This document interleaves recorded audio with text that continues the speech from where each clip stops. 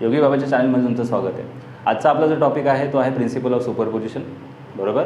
आता हा टॉपिक जो आहे तो आपल्याला काय सांगतो आहे की ऑलरेडी आपण बघा 2 चार्ज पार्टिकल घेतले होते आणि 2 चार्ज पार्टिकलच्या मध्ये किती फोर्स ऑफ अट्रॅक्शन असतो, किती फोर्स ऑफ रिपल्शन असतो ते आपण ऑलरेडी स्टडी केलेलं आहे.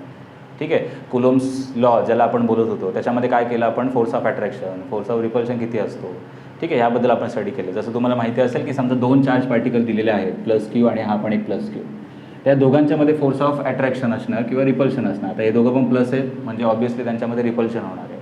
आणि तो रिपल्शनवाला फोर्स तो किती असतो आहे, के Q1 Q2 अपॉन R². हा एवढा फोर्स त्यांच्यामध्ये आहे, फोर्स ऑफ रिपल्शन, ज्याच्यामुळे ते लांब जाणार आहे. ठीक आहे, इथपर्यंत आलो होतो आपण. ओके. आणि आता फक्त याच्यामध्ये 2 पार्टिकल्स होते. आता आपण काय करतो आहे, 3 पार्टिकल किंवा 3पेक्षा जास्त पार्टिकल असलेलं आपण सिस्टीम बघणार आहे. ठीक आहे. जसं फॉर एक्झाम्पल आता इथे समजा एक प्लस Q1 पार्टिकल आहे, इथे प्लस Q2 पार्टिकल आहे आणि इथे प्लस Q3 पार्टिकल आहे. किती चार्ज पार्टिकल आहे, 3 आहे. बरोबर. आता मी सांगितलं Q1वर आपण जाऊन बसूयात जरा. आता Q1वर आपण बसल्यानंतर आपल्यावर 2 फोर्सेस येणार. कोण अप्लाय करणारे फोर्स, तर पहिले Q2 आपल्यावर फोर्स अप्लाय करणार आणि Q3 पण फोर्स अप्लाय करणार. आलं लक्षात. मग नेट फोर्स किती असणार, तो कसा काढायचा त्याच्याबद्दल चाललं आहे आता. मग त्यालाच आपण काय बोलतो, प्रिन्सिपल ऑफ सुपरपोजिशन. तर पहिले आपण स्टेटमेंट लिहून घेऊयात आणि मग फॉर्म्युला बघूयात. ठीक आहे. चला तर पुढे जाऊयात. प्रिन्सिपल ऑफ सुपरपोजिशनमध्ये जरा बघूयात पहिले स्टेटमेंट काय ते जरा लक्ष द्या. Principle of superposition. Okay. Principle of superposition. The principle of superposition states that when a number of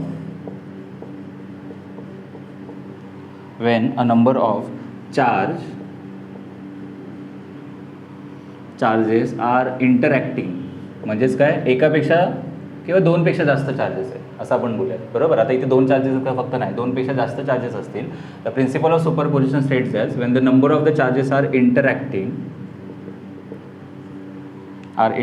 the resultant force on particular charge is given by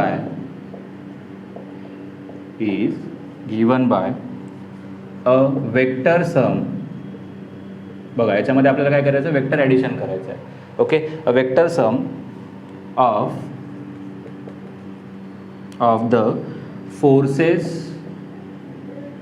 exerted by individual charges.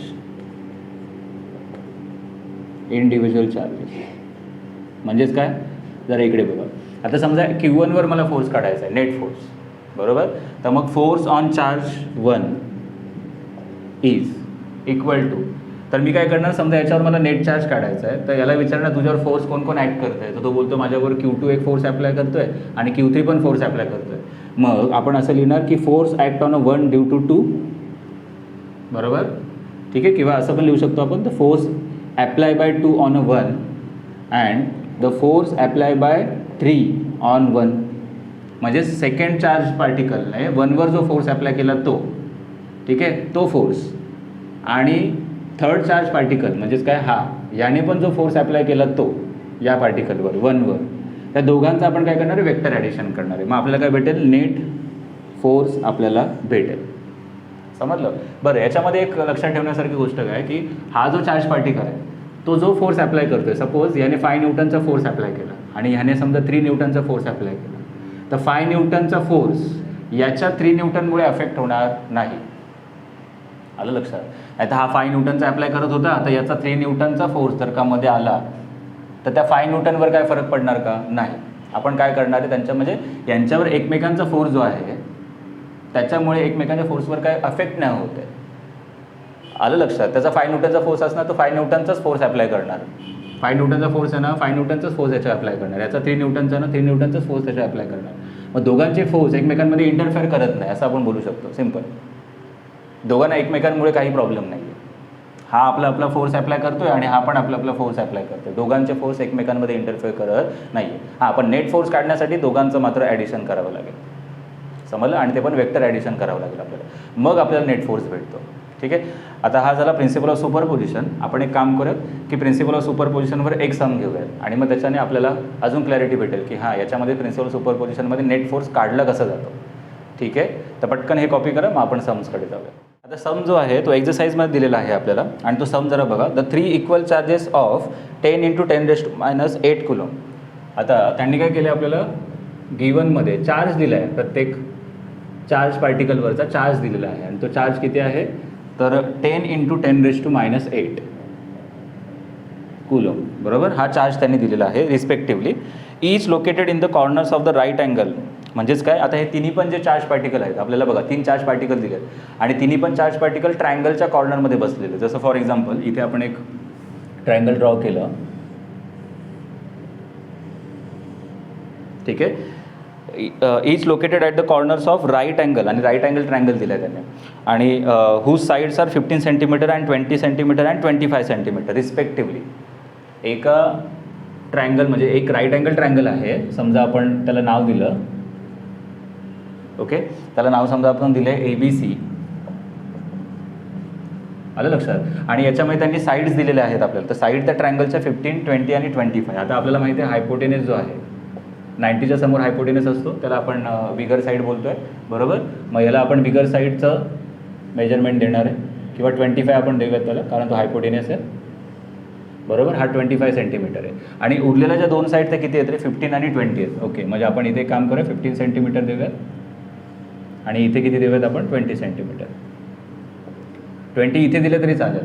ठीक आहे, पण मोठी जी value आहे ती तुम्ही हायपोटेनसला द्यायचं आहे. Okay, चला पुढे 20 सेंटीमीटर. आता त्यांनी काय सांगितलं की कॉर्नरला आपण काय ठेवलं, चार्ज पार्टिकल ठेवलेले. जसं फॉर एक्झाम्पल इथे एक चार्ज पार्टिकल ठेवला Q. बरोबर, इथे एक चार्ज पार्टिकल ठेवला आहे Q आणि इथे एक चार्ज पार्टिकल ठेवला आहे Q. आलं लक्षात? ओके, आणि find the forces exerted on the charge located at 90 degree angle. म्हणजे त्यांनी काय सांगितलं आहे की 90 डिग्रीला जो चार्ज पार्टिकल बसला आहे, म्हणजे बीवर जो चार्ज पार्टिकल बसला आहे त्याच्यावर नेट फोर्स किती असणार. आता सिम्पल, पहिले आपण बीवर जाऊन बसलो आहे. आता बीला विचारलं काय किती जण फोर्स अप्लाय करत आहे, तर तो काय सांगणार की हा एक चार्ज पार्टिकल मला फोर्स अप्लाय करतो आहे, राईट, आणि हा एक चार्ज पार्टिकल माझ्यावर एक फोर्स अप्लाय करतो आहे. बरं, चार्ज जो दिला आहे तो त्यांनी पॉझिटिव्ह चार्ज दिला आहे. जरा नीट बघा, 10 × 10⁻⁸ कुलॉम. म्हणजे हा जो चार्ज आहे हा पॉझिटिव्ह आहे ना, हे काय इथे प्लस आहे. बरोबर, म्हणजे हा पॉझिटिव्ह चार्ज आहे. तर पॉझिटिव्ह चार्ज पार्टिकल, आता हे सगळे पॉझिटिव्ह आहे. ठीक आहे, आता मी सांगितलं हा प्लस आहे, हा पण प्लस आहे आणि हा पण प्लस आहे. हे तिघं पण प्लस आहेत आणि प्लसवाले काय करणार आहे, एकमेकांना रिपेल करणार आहे. तर मी इथे सांगतो आहे की हा चार्ज पार्टिकल या बीवर कसा फोर्स अप्लाय करणार, या डिरेक्शनमध्ये. बरोबर, म्हणजे असा फोर्स येणार इथे.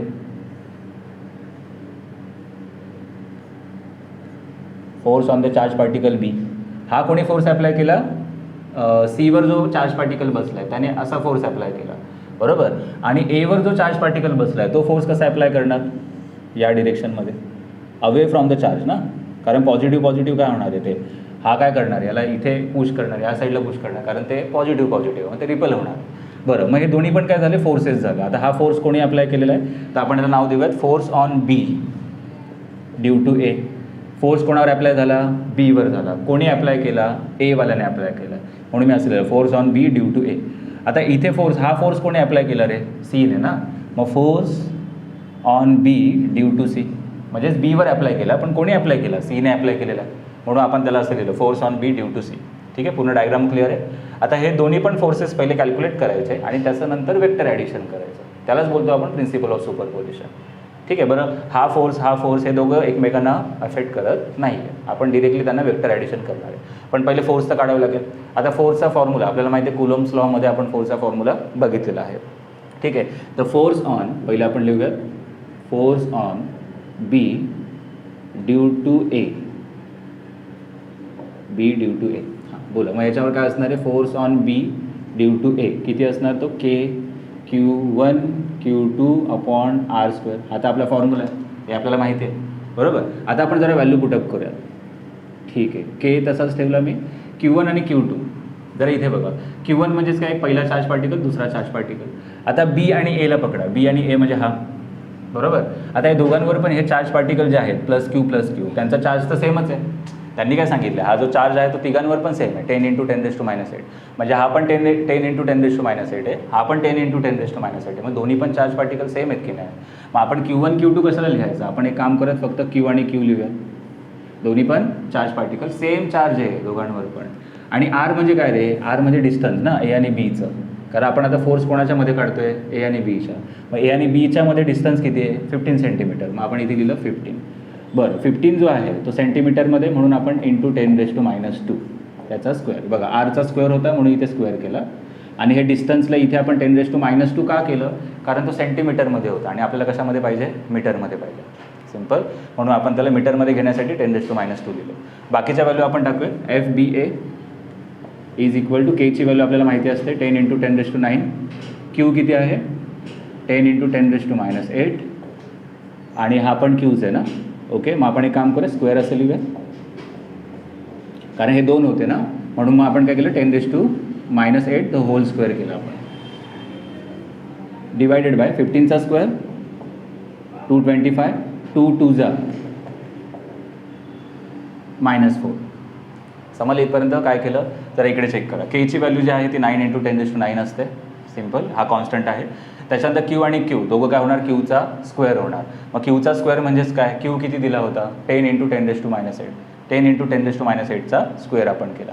ठीक आहे. आणि नंतर आरचा स्क्वेअर, आर म्हणजे काय, त्या दोघांमधलं डिस्टन्स. त्या दोघांमधलं डिस्टन्स किती दिलं होतं, 15 सेंटीमीटर दिलं होतं. हे बघ 15 सेंटीमीटर आहे. मग 15 सेंटीमीटर म्हणजेच काय, 10⁻² मीटर. मीटरमध्ये करायचं ना त्याला, म्हणून 10⁻² लिहिलं. आणि मग त्याचा पण काय होता, स्क्वेअर होता. सिम्पल. मग आपण काय केलं, स्क्वेअर केलं. 15चा स्क्वेअर किती होतो, 225, राईट. आणि 2 2 जा -4 येणार इथे. ठीक आहे, आपण हे फक्त मल्टिप्लाय करतो, -4 झालं. चला जरा जाऊयात पुढे. मग 9 × 10⁹ इंटू 10चा स्क्वेअर किती होणार, 100. 8 2 जा किती होणार, -16. फक्त मल्टिप्लाय करायचं इथे, 8 2 जा 16. हा 225 as it is into 10⁻⁴. Okay. आता एक काम करूया, 9 × 100 म्हणजे हा 9, हा 100 किती होणार, 900/225. क्लिअर. आणि हे 10चे पॉवर आहेत ना, त्यांना जरा साईडला घेऊन कॅल्क्युलेशन करायचं आपल्याला. मग -16 आणि +9, जरा बघा इथे, -16 आणि +9 किती होतात, -7. बरोबर ना. आणि त्याच्यानंतर इथे खाली काय, 10⁻⁴ आहे. 10⁻⁴ वरती जाऊन काय होणार, +4 होणार.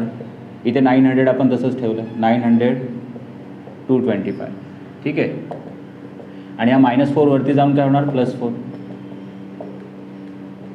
मग 7 -7 +4 किती होणार, -3. आणि इथे काय, 900/225. 225 नाही, आपण जर का 900ला डिवाइड केलं तर 225 × 4 करून बघा जरा. 225 × 4, 4 5 किती होतं, 20. 4 2 जा 8 + 2, 8 + 2 इज 10, 1. 4 2 जा 8 + 1 इज 9. बघा 900 येते, म्हणजेच आपण डायरेक्ट कॅन्सल करू शकतो. 225 1 जा 225, 225 4 जा 900. मग आपण इथे आन्सर काय लिहू शकतो, की आपल्याला जे आन्सर आले, force on B due to A, force on B due to A is equal to 4 × 10⁻³ newton. ठीक आहे. आता हा आपल्याला पहिला फोर्स भेटला आहे. सिमिलरली आपल्याला काय करायचं, सेकंड फोर्स कॅल्क्युलेट करायचा आहे. त्या अगोदर एक काम करा, हे कॉपी करून घ्या पटकन, मग आपण सेकंड फोर्स कॅल्क्युलेट करूया.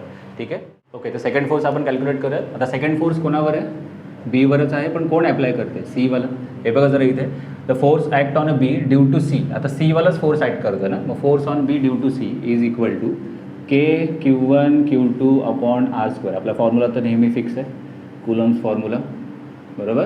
ठीक आहे. चला, आता फोर्स आपल्याला माहिती नाही आहे, तो तसंच ठेवा. केची व्हॅल्यू माहिती आहे, 9 × 10⁹.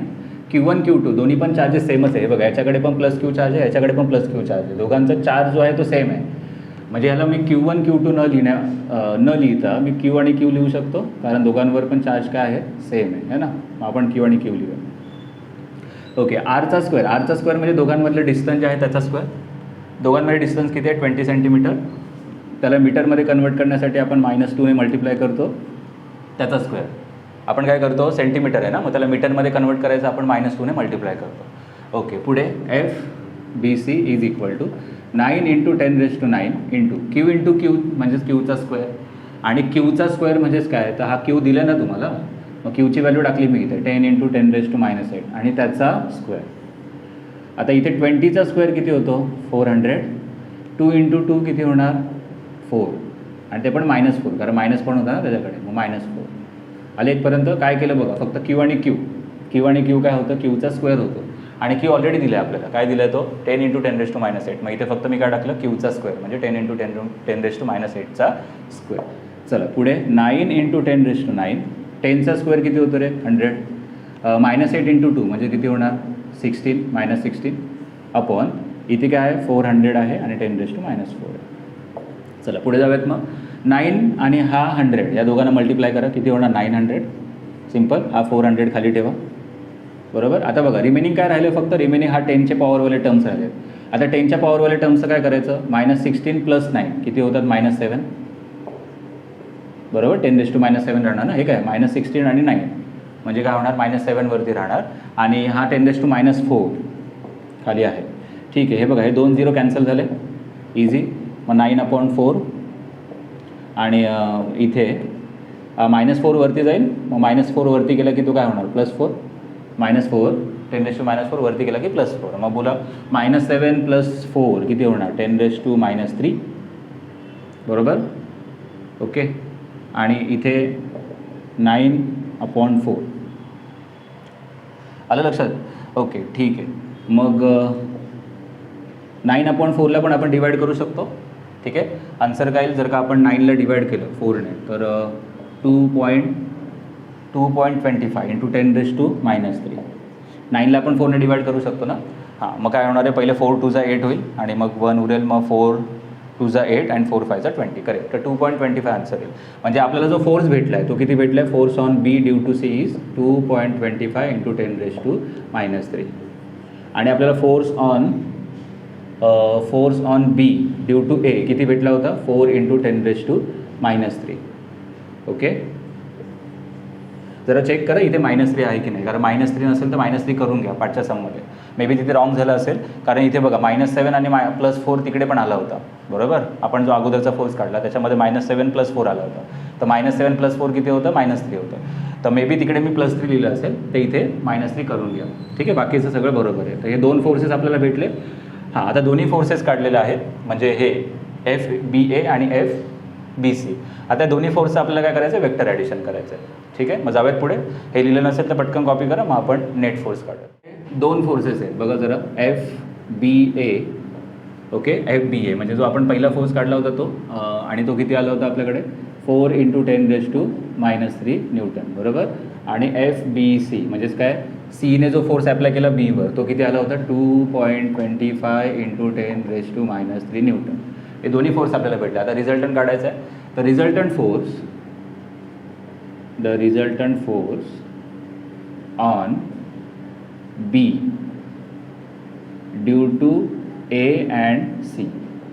बघा ए आणि सीमुळे झालेला रिझल्टंट फोर्स. मग तो कसा काढणार, द रिझल्टंट फोर्स FR = आपल्याकडे फॉर्म्युला आहे जर का आपण वेक्टर ॲडिशन करतो, हे पण 2 वेक्टर आहेत ना.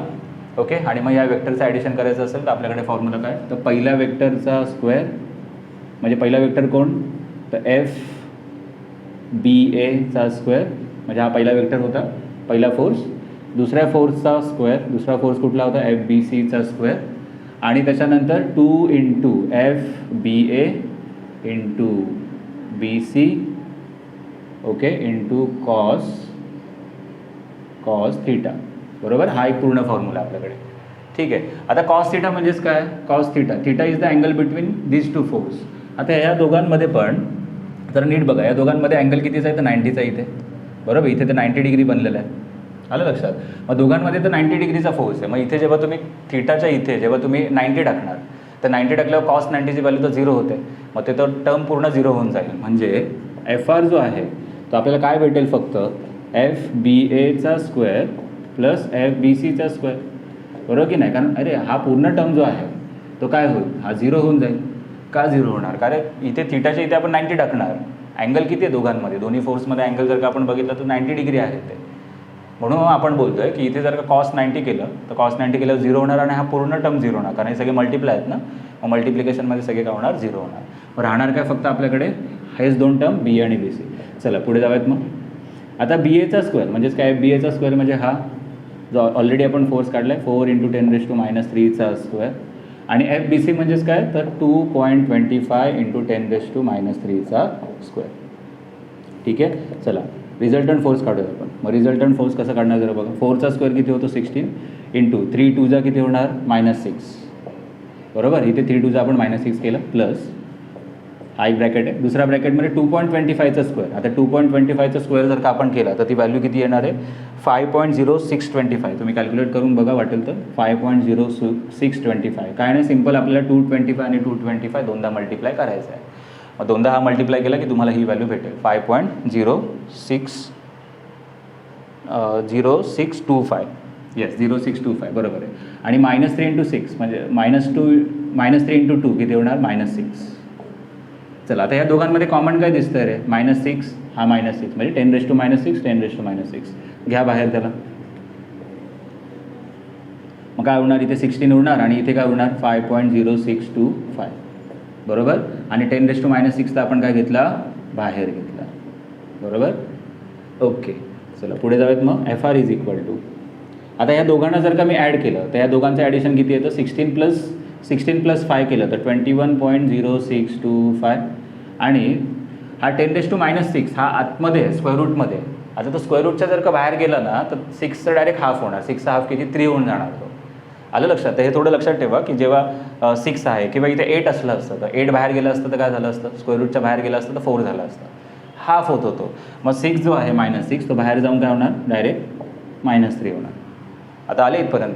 ओके तर आपण हे बघूयात FR. आता याचा स्क्वेअर रूट कसा काढायचा तर स्क्वेअर रूटच्या पेजवर जा. जसं लॉग टेबलमध्ये आपल्याला माहिती आहे स्क्वेअर रूटचा एक पेज दिलेला आहे. तर स्क्वेअर रूटच्या पेजवर जायचं आहे आणि स्क्वेअर रूटचा कुठला पेज काढणार आहे की त्याच्यामध्ये असं लिहिलं आहे the square root from I think 11 to 100 असं काहीतरी आहे बघा. 2 डिजिटवाला स्क्वेअर रूटचा पेज आहे. तो पेज आपण ओपन करायचा आहे. त्याच्यामध्ये तुम्हाला बघा 21चा स्क्वेअर रूट भेटेल. 21 असा नंबर दिसेल तिथे लेफ्टमध्ये. ओके तर तो 21चा स्क्वेअर रूट तुम्ही 0मध्ये बघणार म्हणजे 21ची व्हॅल्यू तुम्ही 0मध्ये बघणार आणि 6चा मेन डिफरन्स त्याच्यामध्ये ॲड करायचा आहे. समजलं काय करायचं आहे. पहिले तर आपल्याला स्क्वेअर रूटचा पेज काढायचा आहे. स्क्वेअर रूटच्या पेजवर तुम्हाला 21चा स्क्वेअर रूट दिसेल बघा. ठीक आहे. तर 2 डिजिट नंबरचं पकडायचं आहे आपल्याला पेज. मग 21चा व्हॅल्यू 0मध्ये बघा आणि 0 नंतर 6चा मेन डिफरन्स कारण इथे पुढे काय 6 आहे ना मग 6चा मेन डिफरन्स त्याच्यामध्ये ॲड करा. मग तुम्हाला एक व्हॅल्यू भेटेल तिथे. तर ती व्हॅल्यू आहे काहीतरी 4.589 म्हणजे तुम्हाला ॲड करू ना ॲड म्हणजेच काय ते मेन डिफरन्स ॲड करून ती व्हॅल्यू भेटेल 4.859. Okay yes 589 sorry 4.589 into 10⁻³ Newton. बघा हा रिझल्टंट फोर्स येईल तुम्हाला. ही व्हॅल्यू तिथे भेटली पाहिजे बरोबर 4.589. ओके येस करेक्ट आहे 4.589 इंटू 10⁻³ न्यूटन. समजलं इथपर्यंत. मग नेट फोर्स कसा काढला कळालं. हा चार्ज पार्टिकल जो होता बीवाला त्याच्यावर दोघांनी पण फोर्स अप्लाय केला होता एने पण आणि सीने पण. मग दोघांचा मिळून जो नेट फोर्स आपण काढायचा असतो तो वेक्टर ॲडिशन करून काढतात आणि ह्यालाच आपण काय बोलतो प्रिन्सिपल ऑफ सुपरपोजिशन. ठीक आहे टॉपिक क्लिअर आहे. आता याच्यामध्ये जेवढे पण कॅल्क्युलेशन जे आहे ते लिहिले नसतील तर पटकन एकदा लिहून घ्या कॉपी करा आणि पुढच्याच व्हिडिओमध्ये आपण इलेक्ट्रिक फील्ड आणि electric lines of the forces आपण स्टार्ट करणार आहे. ओके मग तोपर्यंत अभ्यास करत राहा.